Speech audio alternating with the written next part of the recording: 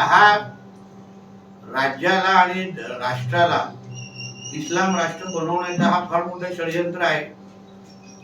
जे जे उमेदवार निवडून आलेले आहेत ते मशिदीसाठी, आजानसाठी आणि इस्लामीकरण करण्यासाठी त्यांना ज्यांनी निवडणूक लढवलेली आहे, त्यांनी निवडून आलेले आहेत, अशा लोकांना अशा लोक त्या त्या महापालिकेमध्ये जाऊन लोकांचा विकास करणार नाही, पण जिहाद वाढवण्याचा प्रयत्न करणार, जिहाद करण्याचा प्रयत्न करणार। म्हणून त्या त्या महापालिकेच्या जे काही हिंदुत्ववादी विचाराचे आमचे नगरसेवक आहेत ते योग्य जागी त्यांना लायकीत ठेवतील असा माझा विश्वास आहे। कारण का MIM आणि PFI आणि ISI या अतिरेकी संघटनेमध्ये काहीच फरक नाही।